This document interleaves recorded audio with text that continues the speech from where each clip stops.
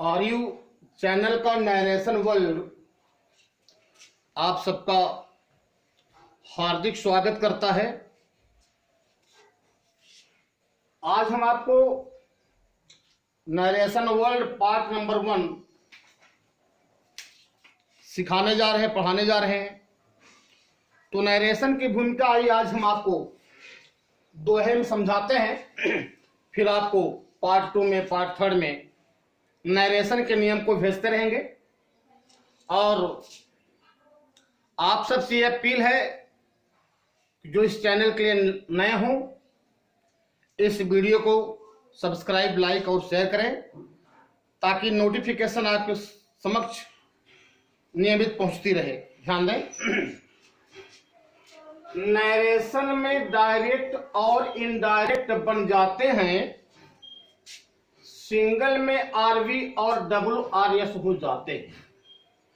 फिर से, नरेशन में डायरेक्ट और इनडायरेक्ट बन जाते हैं, सिंगल में आरवी और डबल में आरएस हो जाते हैं। 5 कथन की कथा हम आज सुनाते हैं, 5 कथन की कथा हम आज सुनाते हैं। साधारण प्रश्न आज्ञा इच्छा विस्मय समझाते हैं। साधारण में दैट लगाकर कामा मार भगाते हैं, साधारण में दैट लगाकर कामा मार भगाते हैं। तब है संतो चेंजा पेटी पर ध्यान लगाते हैं। आइए हम आपको एक बार फिर से पढ़ा रहे हैं, ध्यान देंगे। नरेशन में डायरेक्ट और इनडायरेक्ट बन जाते हैं, सिंगल में आरवी और डबल में आरएस हो जाते हैं। 5 कथन की कथा हम आज सुनाते हैं, 5 कथन की कथा हम आज सुनाते हैं। साधारण प्रश्न आज्ञा इच्छा विस्मय समझाते हैं। साधारण में दैट लगाकर कामा मार भगाते हैं, तब है संतोष चेंजा पीटी पर ध्यान लगाते हैं। तो आइए हम इस दोहे का अर्थ आपको समझाते हैं। देखें, नरेशन में डायरेक्ट और इनडायरेक्ट बन जाते हैं। तो यहां मैंने डायरेक्ट लिखा है और यहां इनडायरेक्ट लिखा है। आपको ये पॉइंट डायरेक्ट और इनडायरेक्ट समझ में आया? ध्यान दें, नरेशन में डायरेक्ट और इनडायरेक्ट बन जाते हैं, सिंगल में आरवी।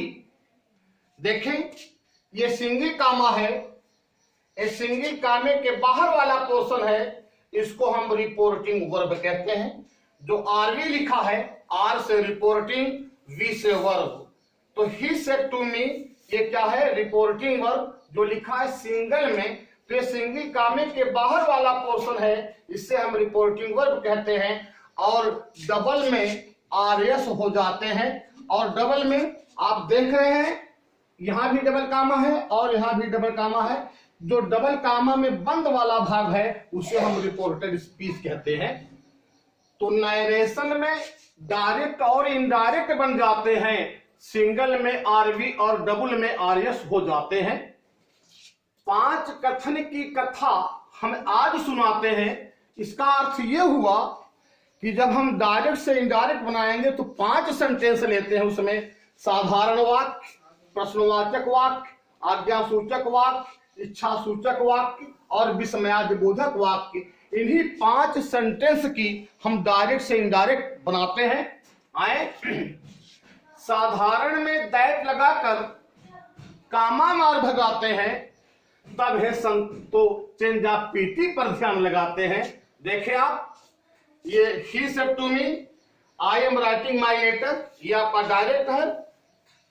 जब हम डायरेक्ट से इनडायरेक्ट बनाया तो पहला ध्यान आप ये देख रहे हैं, यहां भी कामा है और यहां भी डबल कामा है। जब डायरेक्ट से इनडायरेक्ट बनाएंगे तो सारे कामाओं को हटा दिया जाता है। तो लिखा है साधारण में दैट लगाकर कामा मार भगाते हैं। जब इसको खोला तो ही टोल्ड मी और दैट, देख रहे हैं, साधारण में दैट लगाकर, तो यहां दैट लगा दिया। साधारण में दैट लगाकर कामा मार भगाते हैं, तो ही टोल्ड मी दैट। उसके बाद चेंज ऑफ पर्सन, ये पीटी का मतलब चेंज ऑफ पर्सन।